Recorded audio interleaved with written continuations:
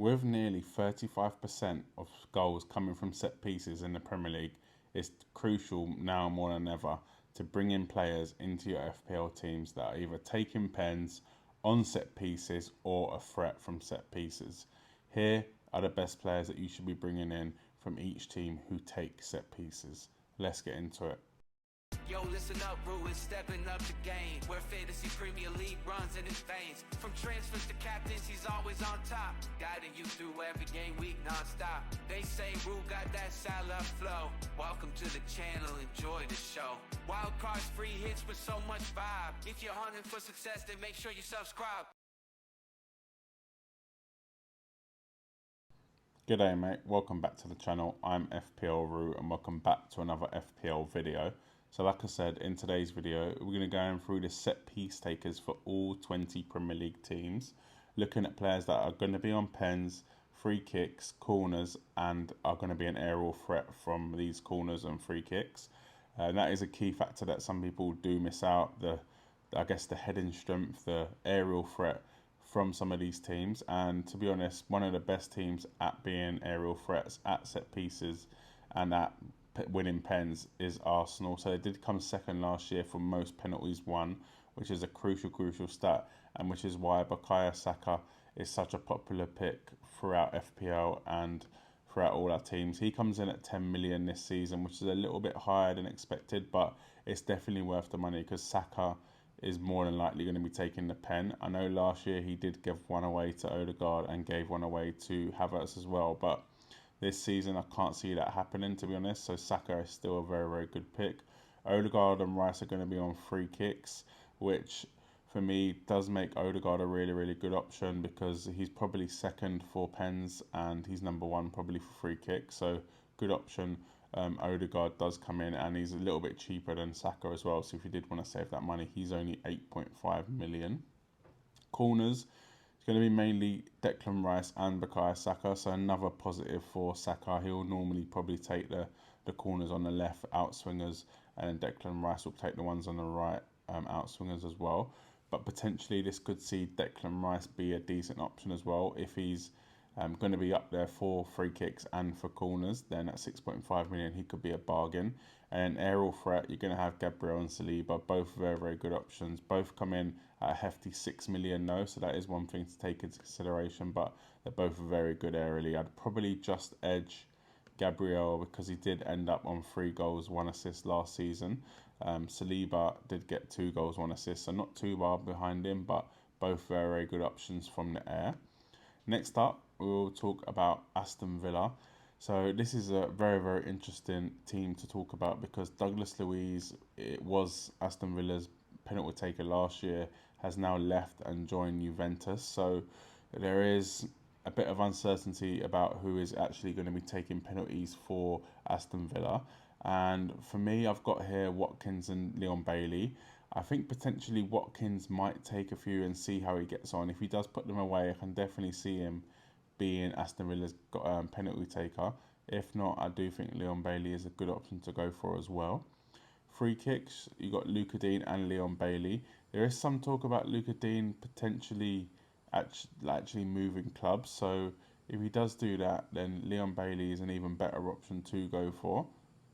Corners, John McGinn and Leon Bailey. So again, Leon Bailey's popping up in the mix for corners, for set pieces, and for me he can be a very nice option to start the season, especially now that Diaby has left Aston Villa. It does make Leon Bailey a little bit more nailed, and he did finish on 10 goals, 11 assists last season, and he's only 6.5 million. Aerial threat, you're looking at the centre backs, Tyrone Mings and someone like Pau Torres. I'd probably just prefer Tyrone Mings because of the fact that I feel like he's a better aerial threat, but he is got an knee injury and he's expected back mid-September. So I think Pau Torres could be a nice defender to go for at 4.5 million as well, who is still a good aerial threat. But other than that, from Villa, just a wait and see on the penalty takers. If Ollie Watkins is a Villa penalty taker, who knows how many points and how many goals he can finish on, because last season with no pens he ended up on 19 goals, which is a ridiculous amount. So yeah, if Ollie Watkins is on pens, he could be an absolute bargain at 9 million. Next up, we've got Bournemouth, and another interesting one with their pen taker. So Solanke is their penalty taker, but there is some rumours circulating that he is looking for a move, and Spurs are interested in buying him. He's 7.5 million, so if he does stay at Bournemouth or if he goes to Spurs, which I think is the crucial one, he could be a nice player to go for, and especially as he has been decent on pens over the last few years for Bournemouth, scoring 19 goals last season in the league in total. He could be a nice option to go for, and he probably would end up as Spurs' penalty taker if he can get them off Son. But if not, if he stays at Bournemouth, it could still be a good option to go for. Free kicks is Billing and Tavernier. Yeah, to be honest, even though they're on set pieces, there's not enough there for me to warrant them as FPL options. Tavernier though is also on corners, so potentially Tavernier could be an option to go for if I guess he does keep his fitness up.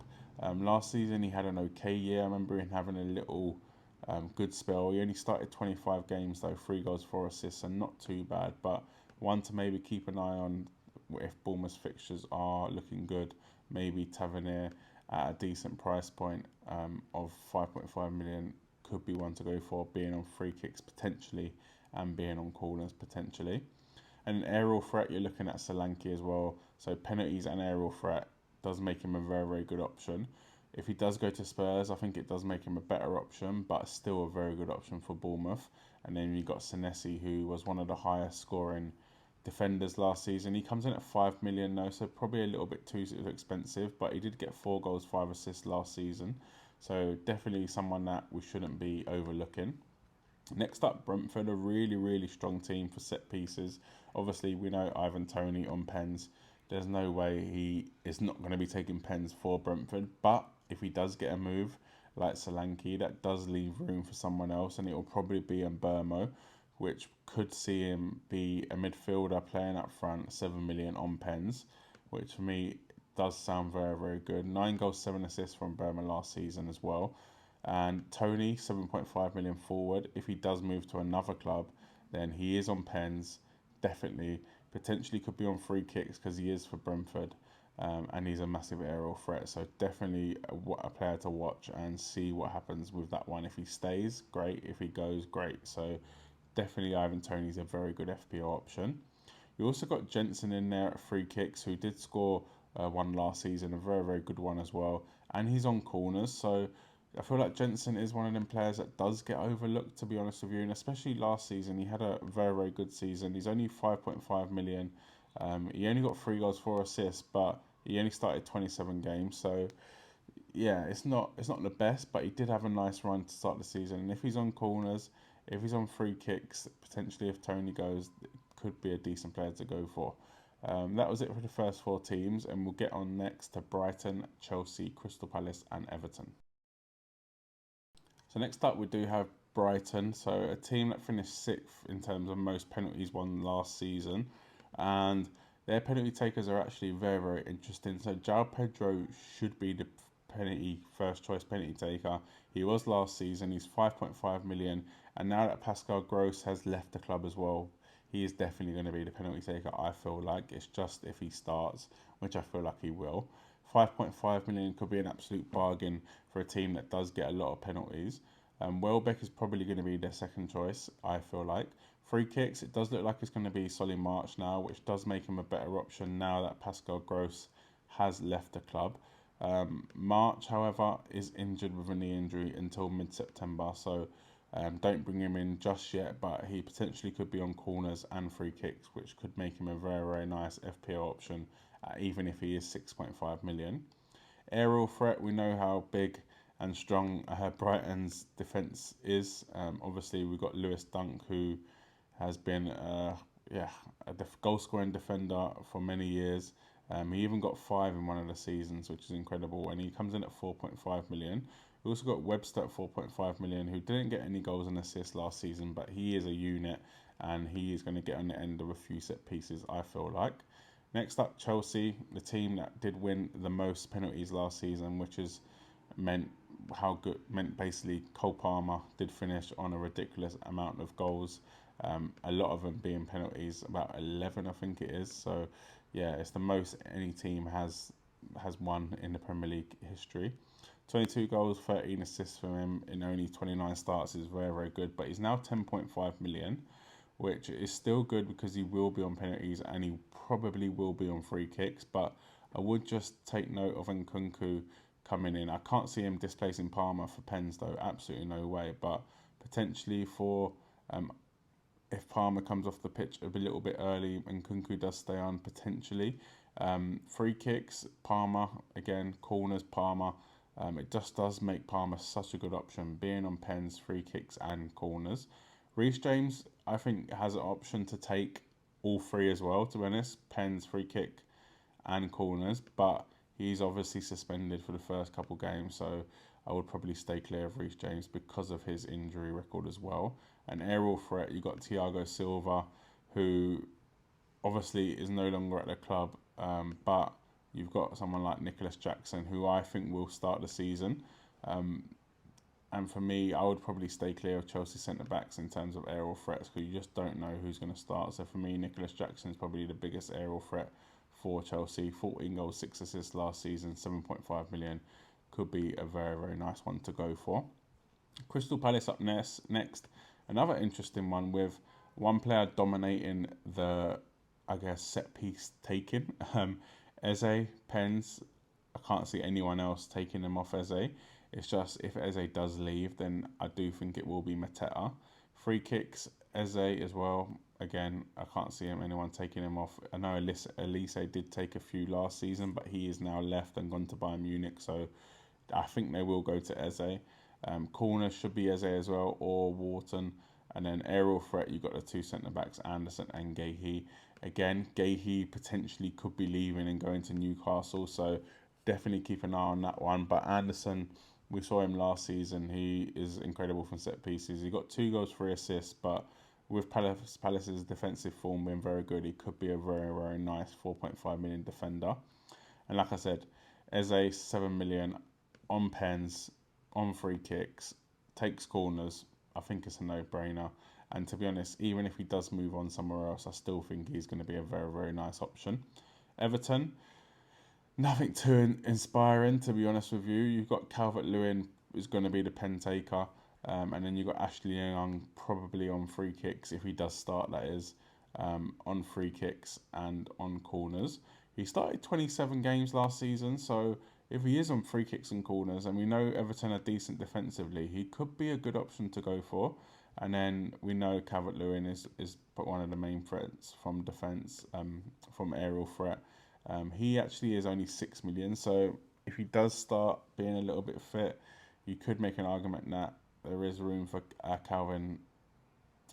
Calvert-Lewin in a team. But yeah, for me, I'd probably stay clear, and potentially Young could be a nice player to go for if he does start. 4.5 million, good defence on free kicks and set pieces. Yeah, let me know what you think in the comment section below, and we'll move on to the next few teams. So now we've got Fulham, who I guess are a little bit of an interesting one because some of these top penalty takers and etc. might not start. So Jimenez is probably the number 1 penalty taker, but there is potential to not see him start because of Muniz up front for Fulham, who had a very, very good season last season. So if that is Andreas Pereira, then he could be a very, very good option because he's also going to be on free kicks, I think, and he'll be on corners as well. So it makes him a massive threat for pens and for set piece assists. So he comes in at 5.5 million, which is a bargain, I feel like. 3 goals, 9 assists last season, 4 goals, 10 assists the season before. It's been pretty consistent. 5.5 million with the not knowing who's going to be playing up front for Fulham guaranteed. I think Andreas Pereira is one to look out for. You've also got Wilson here, so I actually do like Harry Wilson. I just think his starts are not really guaranteed. 13 in his first season, 16 in his second season. He has been getting returns though, so 4 goals, 7 assists last season, 2 goals, 5 assists. But yeah, for me, I'd much rather Andreas Pereira at the same price, who's going to be on set pieces. And these are why I make these videos, is I just want to let you know that if there is a 50-50, go for the player with set pieces. And for me, Andreas Pereira is a very, very good option from Fulham. Ipswich, to be honest, I don't know much about these players, but you've got Hurst there if you did want to go for an Ipswich player. But to be honest, 5.5 million forward, if you are looking potentially, it could be an option to go for because he will be on pens, but I'm sure there are better players out there than Ipswich players to go for. Chaplin and Broadhead on free kicks, Davies and Burns on corners, and then Chaplin and Broadhead again are aerial threats. So potentially a Chaplin or Broadheads could be a player to go for. For me, I think it's just not worth it. And Broadhead actually has an injury until the end of September. Chaplin at 5.5 million, I think I'd rather go for another player around that price point. You could argue Davies at 4.5 million is decent, going to be on corners, but again, I'd stay clear of Ipswich to be honest with you. Leicester, quite interesting to be honest. Obviously, Jamie Vardy will be on pens if he does start. He did start most games last season and did finish with a decent amount of goals, but he's not guaranteed to play every game. He is getting on a bit now, really, which is sad to say. But Mavidi, if I've said this right, could be an interesting one because if Vardy's off the pitch, he'll likely take pens. He's potential to take free kicks as well. And for me, that does make him a half decent option. He's 5.5 million as well, which is very, very cheap and not cheap enough to just sit on your bench, but is cheap if Leicester do have decent fixtures. You've also got Fatawu, who, for me, he's the same price, 5.5 million. Probably a little bit more nailed to start. He's probably going to take the free kicks and probably going to take the corners. Could be one to go for. But for me, I think for Leicester, the key ones to highlight is Vestergaard and Wout Faes, both 4 million. Both absolute, well, Vestergaard is a giant. In his season for Southampton, he got 3 goals, 1 assist, which is pretty good. Wout Faes the season before last, he got 1 goal, 2 assists. So both can get goals from set pieces. I just prefer Vestergaard though, to be honest with you. Liverpool, obviously new manager, but it's going to be Mo Salah on pens. There's no point really talking about that one. Free kicks is probably going to be Trent. Corners is probably going to be Trent and Robbo, and an aerial threat Van Dijk and Konate. So if Trent, he will be, but Trent's going to be on free kicks and corners. And if Liverpool are decent defensively, then at 7 million is a bargain. If they do end up title challenging or at least comfortable top 4, then Trent could be a bargain, being on free kicks, corners, and a half decent, I guess, defence, then a very good one to go for. Salah, we know, is always going to be good on set pieces. 9 times out of 10 puts the ball in the back of the net as well, which is what you want.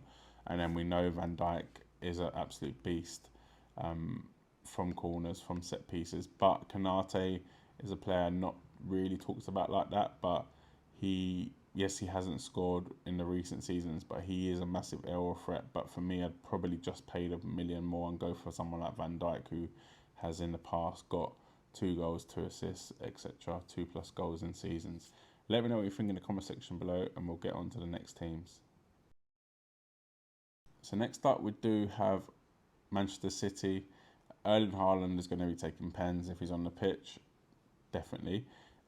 Free kicks are a bit of a tricky one because Foden did put, I think, 2 away last season, but De Bruyne is probably the first choice free kick taker. I think Foden and De Bruyne are both decent options for free kicks and corners. So obviously now Foden is that, well, it's about the same price as De Bruyne. So normally you'd associate Foden as a cheaper option, but now it's the same price. It does make a tough conversation of a player to go for, and they're both likely to take free kicks and they're both likely to take corners, so it is pretty even there. I'd probably say Foden has a bit more from open play, but De Bruyne assist-wise is ridiculous. And then aerial threat, Haaland and someone like Ruben Diaz, if he does start. I'd probably stay clear of the Man City defence though, so for me, it's only really Haaland, De Bruyne and Foden, and they all take set pieces, so they're the probably players to go for. Man United is a just perfect way to look at this, to be honest, because I think sometimes people do forget that Bruno Fernandes does take pens, does take free kicks, does take corners, does play 90 minutes for Man United. And that's why a lot of people do like him as an option. And especially this season at 8.5 billion, I think he could be a massive, massive bargain. We know he's going to be on pens. We know he's going to be on corners. We know he's going to be on free kicks. For me, he's the talisman of that team. If they're going to do well, it's going to be involving him. Eriksen has a chance to take free kicks, but I don't think he'll get enough minutes. And Luke Shaw potentially on corners if you did want a Man United defensive option at 5 million. The threat set pieces is probably going to be someone like Maguire, especially now that their new signing Lenny Yoro has been injured in one of the warm-up games. I think his first minutes for the club. He's not back until around November time, so I can definitely see Maguire start in a few games, and we know how good he can be from set pieces. He only got 2 last season, but he's got up to 3 at times, and yeah, he's very, very good in the air. So Man United probably go for Maguire if you are looking for a defensive option that's attacking, or even Luke Shaw, who will be taking some corners. Newcastle's an interesting one because I've got Wilson and Isak. For me, if both are in the pitch, it's going to be Wilson taking pens. If it's just one of the other, obviously they're going to be taking the pens. So you could argue Wilson's a better option, but is he going to be on the pitch the same time as Isak? That's a different conversation. Free kicks, it's likely to be Trippier, but I've heard a rumour that potentially Trippier could be leaving. So fact that does make Fabian Schär a really, really nice option and a better option, especially if Trippier does leave. Also on corners, Trippier and Gordon are normally going to take. So again, if Trippier does leave, could be a nice one to go for, Anthony Gordon. And then Schär is also a massive aerial threat, and so is Dan Burn, I feel like. So if Trippier does leave, I think it does make Fabian Schär a very, very good option, to be honest with you. On free kicks, massive aerial threat. However, I think with Dan Burn at 4.5 million, and if Trippier does leave, then you've got someone like Livramento right back at 4.5 million. Yeah, I'd probably just stay away from there. But Gordon, you know, he's going to start, could be taking a few corners, could be the one to go for. Then Nottingham Forest, Morgan Gibbs-White does, I guess, dominate these, I guess, set pieces for Nottingham Forest. However, Chris Wood should be taking the pens and Awani if they do start. But Gibbs-White will be on free kicks, will be on corners alongside Williams. So a lot of people have been looking at Nico Williams as an option defensively for Forest. So he comes in at 4.5 million. Last season, only played 18 games, had a few injuries, 1 assist. For me, to be honest, the Forest haven't shown me anything defensively. So I'd rather not go there. Gibbs-White could be a good option to go for, especially because of the set pieces, but 6.5 million is probably a little bit too much. But you got someone like Bolly in defence, who I do really like at 4.5 million. But again, I don't trust the defence. So for me, probably Morgan Gibbs-White from Forest if you were going to go for a set piece taker. So now we've got Southampton. We've got their striker Adam Armstrong, who's on pens. He comes in at 5.5 million, and I think he could be a nice player to go for if you are looking for a budget forward. Also got someone like Downs, a midfielder, at 5 million. For me, not for me. He's not that good at free kicks to warrant putting him in the team, I feel like, personally. Corners though, Carl Walker-Peters, we know how attacking he can be. 4.5 million though. You can get some established, strong defences for that sort of price point that are half decent attacking. However, the aerial threat is the one I like the look of. So it is Harwood Bells. A lot of people have been talking about him. He's only 4 million, so him being an aerial threat is a massive, massive bonus. You've also got Bednarak at 4 million as well, who's another aerial threat. So if either of them start the season, they could be nice bench players to have that potentially could pop up with a bullet header at some point in the season. Next up, you've got Spurs. So this is a tricky one because Son is going to be the pen taker. However, if they do get a striker, Ivan Toney, Solanke, or even Eze as a midfielder, they could potentially see Son not on pens. I think it would be tough to take him off, to be honest, considering he does take him for career and he's the captain. But Potentially, Ivan Toney could definitely displace, I feel like, Heung-min Son on pens. Free kicks, it's going to be Maddison. Potentially Son, but it's going to be Maddison. Corners is going to be Maddison and Porro. So Maddison is a very, very good assist option to go for because he is going to be on a lot of set pieces, and he does come in a very, very reasonable price this season, 7.5 million. And then Romero, the best goal scoring defender in the league last season, massive, massive aerial threat. He scored 5 goals, and he only comes in at 5 million, which I think is a little bit underpriced considering his attacking threat from set pieces. He also likes to bomb forward as well and kind of link up play in the midfield. So there is opportunity for him to get more goals and assists from open play. And I do really like him as an option. But Porro, if he's going to be on some corners, is a decent option as well.